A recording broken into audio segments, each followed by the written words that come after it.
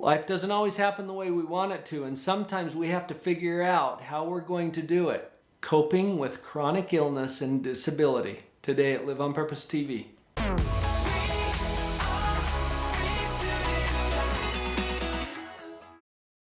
Chapter 12 in my book Pathological Positivity is titled, Surprise! Surprise what? Surprise happens in life, right? Have you noticed? You plan on a certain thing happening and then something else happens instead. You plan on being healthy and productive into your older years, and then you get a chronic or terminal illness instead.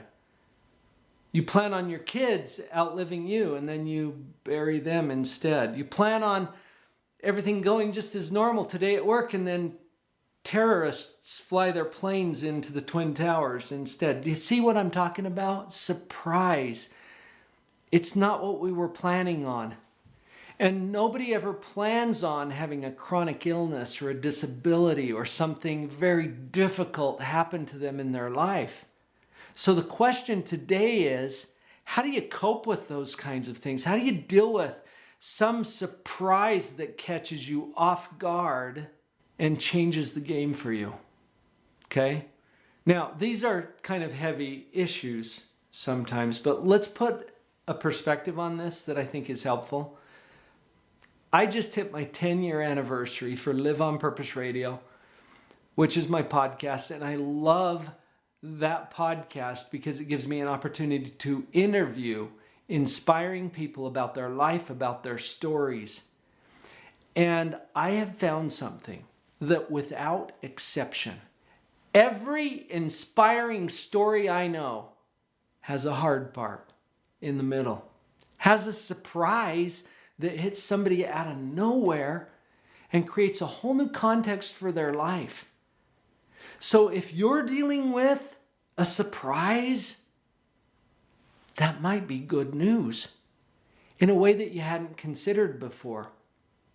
Can I give you some examples from the podcast? I just grabbed a few randomly off of my shelf. One of my recent interviews at the time of this particular filming is with Harriet Cabelli. Her book is called Living Well Despite Adversity.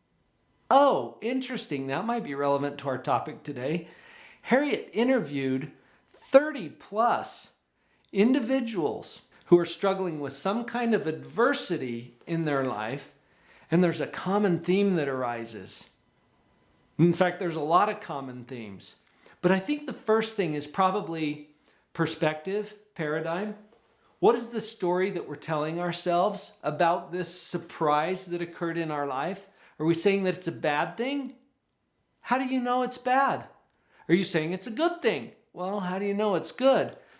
Pick a position and pick one that serves you well. That's one of the common themes that we've found. Here's another one. The Sun Still Shines by Jody Browne. Jody's a dear friend of mine who suffered a brain tumor as a young mom.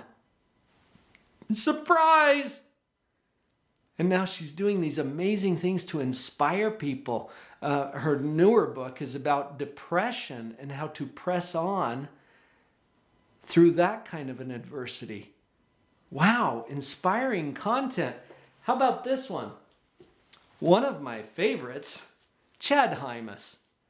What a decent human being that I have the privilege and honor of knowing. I shared the stage with Chad not too long ago at an event where we were both presenting a keynote. And Chad had the surprise of a 1-ton bale of hay falling on his head, fracturing 3 of the vertebrae in his neck and leaving him quadriplegic. Can I just share something with you that Chad shares in his book and in some of his keynotes? When he was in the hospital, and can you just imagine waking up to the news? You're quadriplegic. Well, that was Chad's reality. That was his surprise. And it's really easy in those circumstances to let our mind go where Chad's went for a few moments. I say a few moments, I don't know how long it took. Thinking of all the things that we can't do, that we are no longer able to do, that we're going to miss out on, or that we don't get to participate in because now we're disabled. And it was causing a depression that could have taken him out. And depression is a fatal kind of a condition for a lot of people because of that. And then Chad realized something that changed the whole game for him and for a lot of people since. And that is he can focus on what he can't do, which is going to cause him to get even more and more depressed in his quadriplegic state. Or he can start thinking about what he can do, which changes the whole game. And that's a whole lot more useful when we start thinking about what we can do, because that gives us some options instead of eliminating things from the menu. That's a powerful truth that was taught by one of my good friends. And Chad is one of the most popular speakers in the world. He's got a busier speaking schedule than anybody that I know. His goal was to become a guide. He thought that meant taking people hunting and fishing. He's a whole different kind of guide, as he's sold thousands of these books and he speaks on stages to hundreds of thousands of people, inspiring them to have a better life. This is what it's meant to live well despite adversity. Oh, how about this one? Shot Happens by Mike Schlappy. Mike's lucky he's only paraplegic. Do you see how we make these weird comparisons all the time? Mike was shot in the chest when he was a 14-year-old kid by one of his friends. And it left him paralyzed from the chest down. Mike teaches a really important thing about one of the principles that's going to help us to deal with chronic illness or disability or adversity of some kind. And it has to do with attitude. It's kind of funny because Mike is a speaker, a very good speaker who inspires audiences just like Chad does. Mike wanted to talk about attitude. Now, how cliche is that? Some guy in a wheelchair talking about attitude. I don't know if you feel like it's cliche. I'm in the National Speakers Association, and it happens, okay? Now, but Mike wanted a different approach to it. He didn't want to be just the guy on the stage that's saying, oh, have a good attitude. You know, just think positive. That's so cliche and trite. He wanted to give a different perspective on attitude. He went and talked to a pilot that he knew. Now, attitude is an aviation term.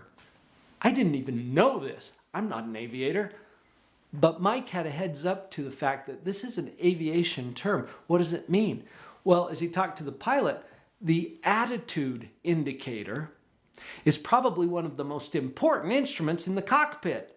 Not altitude, attitude. What does attitude mean? It's the position of that plane relative to the ground or to the horizon. The position. Can you see that a nose down attitude is going to head you into the hard stuff? A nose up attitude is going to give you altitude. That's probably an oversimplification, but think about attitude for a minute as a position. It's not how you feel about stuff. How are you supposed to feel about your surprise? Well, human beings feel kind of the way you do when they get surprised like you did. Attitude is your position toward it. Okay? Distinguish that from feeling. It's going to make a whole lot more sense. It's your position. What position are you taking? And can you use this surprise as part of your inspiring story? Like these amazing people who have been on my show. I thought of another one that I wanted to share with you. This is Jenny Roper, Wiggle Room. This is a fun little book. And Jenny was on my show too. Her surprise came from anoxia at birth for, I think it was 30 minutes. Something like, it's in her book. That she suffered a deprivation of oxygen to her brain and it left her with a condition that manifests as cerebral palsy. So she wiggles a lot.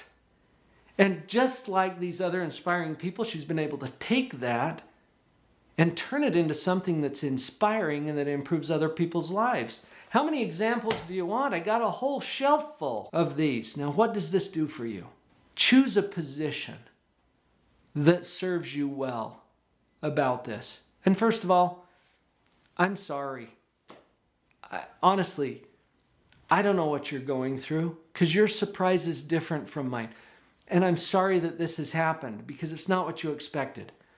But having said that, you can take a position about this that will not only serve you well, but will put you in position to inspire other people because you're not the only one who gets this surprise, are you? And by the way, we talk about terminal illness. Sorry to burst your bubble here, but nobody gets out of this alive.